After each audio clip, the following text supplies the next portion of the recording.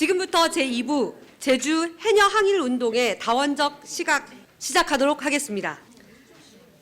2부는 기조 발표와 2개의 세부 세션으로 나누어 진행이 되겠습니다. 김사뭉 전 독립기념관 관장님께서 제주도 자주정신과 항일투쟁의 사력을 주제로 기조 연설을 해주시겠습니다. 박수로 맞아주시기 바랍니다.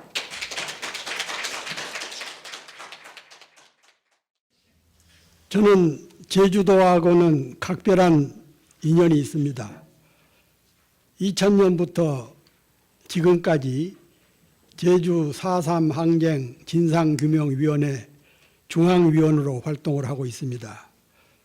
초기에는 좌파, 공산주의, 용공, 온갖 음해를 많이 받고 어떤 분들이 소송을 해가지고 검찰에 불려다니기도 하고 그랬는데 지금은 진상규명이 많이 이루어지고 또 보고서도 만들어지고 이제는 누구도 제주 사건을 항쟁을 제주 폭동이라고 반역사적인 용어를 쓰는 사람도 거의 드물고 그런 것 같습니다.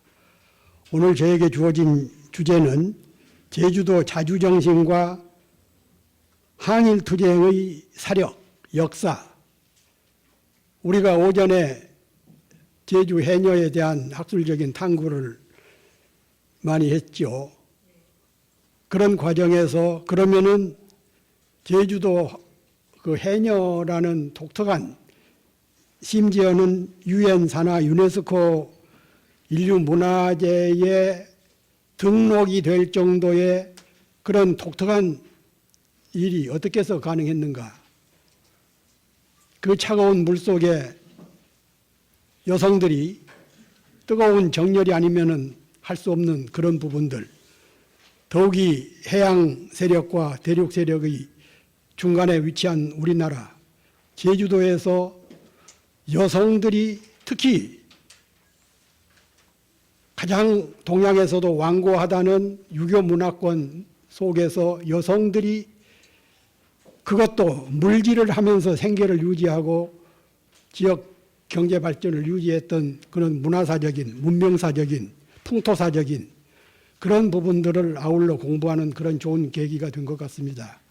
오늘 저는 그런 배경이기도 하는 제주도의 자주정신, 제주도 하면은 4.3 사건, 해녀, 풍광 좋은 섬나라 이런 몇 가지만을 생각하는데 제가 연구를 공부를 하다 보면은 제주도야말로 우리나라의 그 자주독립, 자주정신 이런 데 원천적인 모태 역할을 해왔다는 것을 알았습니다. 그래서 제가 원고는 한 90매 정도를 쓰라고 그래서 썼는데 발표는 20분만 하라고 그러네요. 그래서 요약해서 발표를 하고 혹시 관심 있는 분들은 유인물로 한번 봐주시면 고맙겠습니다. 제주도는 자주와 저항의 섬이다. 옛적부터 교통이 불편하고 작은 섬인데도 불구하고 국가와 지역에 위기가 닥치면은 불의와 외세 침탈을 용납하지 않고 과감하게 싸웠다. 제주도의 찬란한 반외세 자주투쟁의 역사는 항몽전쟁에서 항일투쟁 그리고 4.3의 반분단 통일정부 수립운동까지 이어지고 있다. 제주도가 외세의 침탈과 침략에 맞서 저항해온 사상적 기반은 삼국시대부터 끊임없이 나타나서 노략질을 일삼는 왜구와의 싸움에서부터 시작된다. 왜구는 선단을 이끌고 불시에 나타나서 마을 사람들을 죽이고 가족과 양곡을 노략질해 갔다. 왜구뿐만 아니라 몽골군의 침략으로 고려가 쑥대밭이 되고 있을 때 제주도는 최후까지 외세에 저항한 마지막 항전지였다. 여러분이 아시다시피 몽골군은 유라시아 대륙을 거의 석권하다시피 했는데 이 작은 제주도에서 2년여 동안이나 제주도민들이 항쟁을 하다가 참변을 당했던 그런 아픈 역사가 있지요. 그런 저항의 역사가 제주도의 그 혈맥 속에 흐르고 있는 것 같습니다. 1271년 고려 원종 12년 김통정 장군이 진도에서 삼별초를 이끌고 제주도에 들어와 귀일촌에 항파 두리성 성 이름입니다. 을 쌓고 이곳을 기점으로 2년 동안이나 몽골군과 치열한 항전 끝에 1만여 명의 여몽 연합군에 의해 전원 옥쇄당했다. 제주도는 이런 인적-물적 제주도민들의 이런 인적-물적 지원이 있었기 때문에 세계 최강 몽골군을 상대로 2년여 동안이나 항쟁을 할 수 있었다.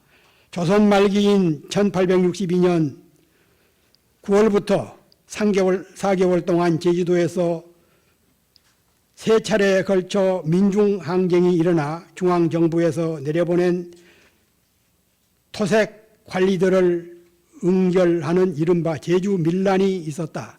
이런 것도 밀란이라는 용어를 이제는 제주항쟁, 제주밀란, 저항 이런 걸로 용어를 바꿔 써야 될 것 같습니다.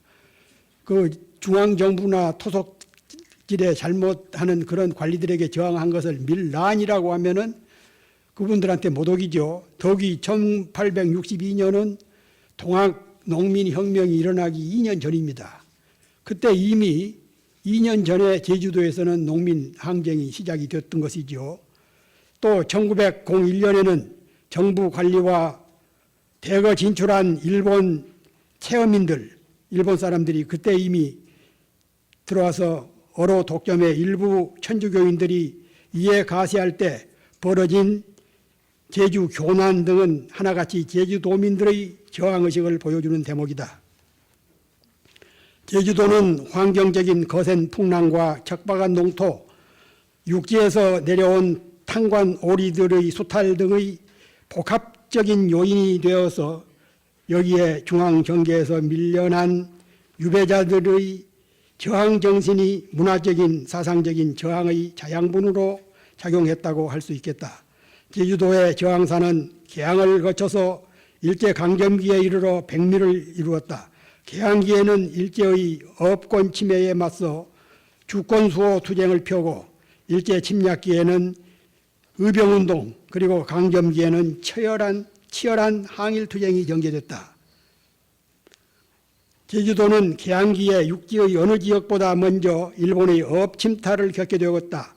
풍부한 어족자원을 탐낸 일제가 발달된 어선과 어구를 동원하여 제주도 해역의 어족자원을 남해가면서 어업을 생업으로 하는 도민들은 크게 위협을 받게 됐다. 1883년 조선과 일본의 조일통상 장정 이런 그 조약 이름입니다. 이것을 맺어지면서 1894년 청일전쟁 시기에 벌어진 제주도 천연운동으로 비화됐다. 천연운동은 경제자주권의 수호운동으로부터 업권을 지키자는 제주도민들의 자주운동이었다. 이렇게 시작이 돼서 제주도에서는 20세기 초 한국 어느 지역에 못지않게 친일 세력이 득세하면서 제주도에서도 일진의 분해가 생겨서 이자들의 횡포 심했지요. 1909년 나라가 일제 망하기 1년 전입니다. 고사원과 이 중심 이런 분들이 모여서 의병운동을 시작을 했습니다. 그리고 1919년 올해가 100주년인데 3.1 혁명 때도 제주도에서는 많은 사람들이 여러 차례에 걸쳐서 독립만세 운동을 불렀죠. 1919년 3월 21일부터 3월 24일까지 사흘간에 걸쳐서 전개된 독립운동 만세 시위는 그 전국에서도 빠지지 않는 그런 일들이 있었습니다. 특히 3월 24일 날 조천 장터에서는 당시 1,500명 정도의 시위 군중이 만세 시위를 불렀고 그 이후에 4차례나 더 독립 만세가 있었습니다. 이분들 중에서 29명이 구속이 되고 그중에서 23명은 1919년 4월 26일 광주지방법원 제주지청에서 형을 선고받았지요. 그 제주도에서는 또 그 3.1 혁명이 일제의 잔악한 탄압으로 1919년 3월, 4월 지난 후에는 육지에서는 거의 자취를 감추었는데 제주도에서는 선도교 일종의 민족 종교지요. 선도교가 9월 19일 날 외노는 우리 조선을 병합했을 뿐만 아니라 병합 후 관리는 물론 상민에 이르기까지 우리 동포를 학대하고 혹사하고 있다. 이런 선언문을 읽으면 낭독하면서 독립만세를 불렀고 특히 400여 명이 참여한 시위자들이 제주 시내를 활보하면서 만세를 불렀는데 그중에서 38명이 건거됐습니다.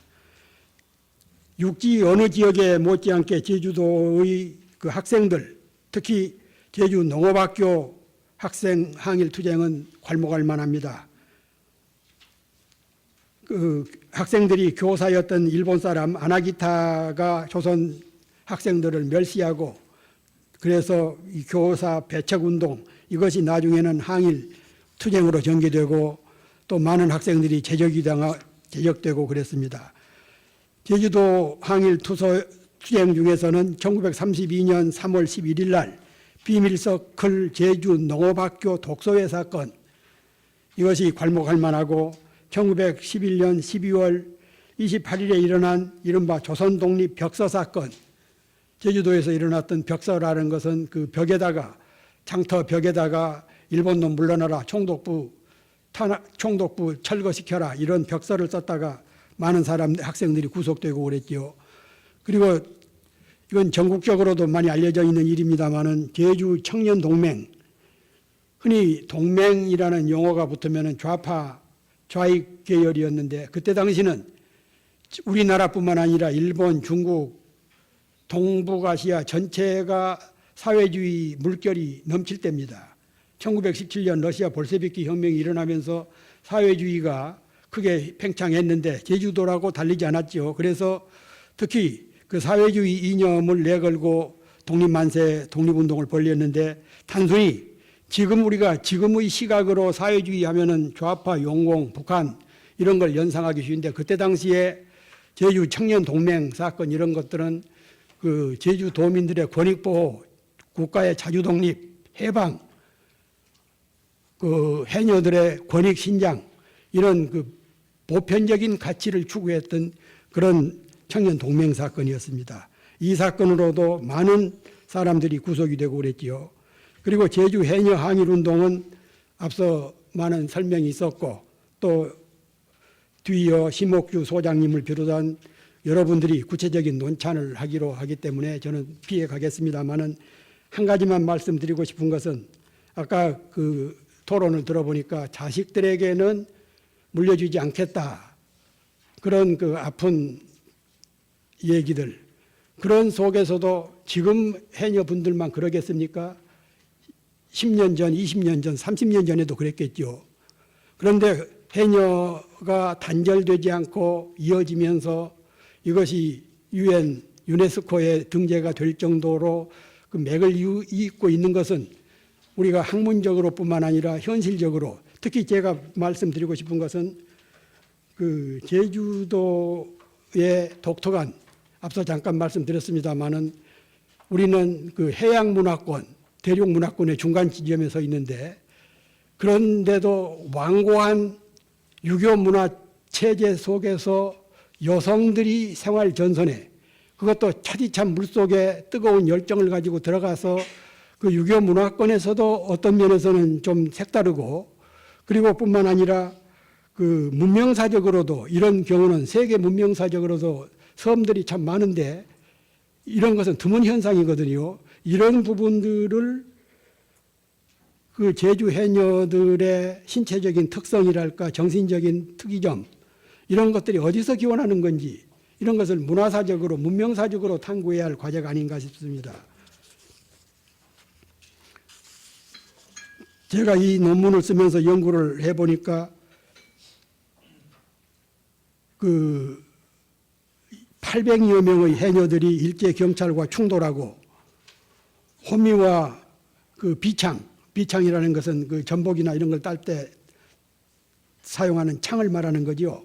이런 비창을 들고 일본 경찰하고 천여 명이 맞대결을 할 정도로 그렇게 그 지역을 아끼고 전통을 사랑하고 조국을 보호하려는 그런 여성들의 그런 정신, 이것은 단순히 그 생업의 수단으로서뿐만 아니라 그런 그 민족사적인 그런 맥락 속에서 이루어진 해녀들의 그런 투쟁, 이런 것은 단순히 우리가 유네스코에 등재됐다는 그런 수준으로만 끝날 것이 아니라 이것을 앞서 말씀드린 대로 문명사적으로, 문화사적으로, 풍토사적으로 더 연구를 지속해야 될 과제가 아닌가 싶습니다. 적생농민조합 창립준비위원회, 이것도 참 엄청난 많은 희생을 치르고 진행이 됐는데, 특히 그 총독부 행정에 대한 반대운동, 그리고 청년들을 중심으로 의식개몽운동, 이런 것은 육지에서는 참 보기 드문 그런 저항 정신이었거든요. 그래서 이 사건으로 16명이 치안유지법 위반, 그리고 그중에서 부생종 선생 같은 분은 혹독한 고문으로 감옥에서 옥살을 당했어요. 이런 분들을 기리는 그런 정신도 필요할 것 같습니다. 저는 그 제주도 4.3 사건 진상조사위원회 활동을 하면서 특히 1947년 3월 1일부터 7년 7개월 동안 제주도 인구가 당시 3만 명이었는데 30만 명이었는데 10분의 1인 3만 명 정도가 죄송합니다. 학살을 당했어요. 인구의 10분의 1이 희생된, 학살된 사례는 우리 역사에서는 일찍이 없었던 일입니다. 아마 세계사적으로도 흔치 않은 일일 거예요. 그런데 그때 당시 미 군정 치하였고 그 후로는 이승만 정권 때였는데 연구를 조사를 하다 보니까 미국은 또 외국이니까 그렇다 치지만 이승만 대통령이 참 못할 짓을 많이 했어요.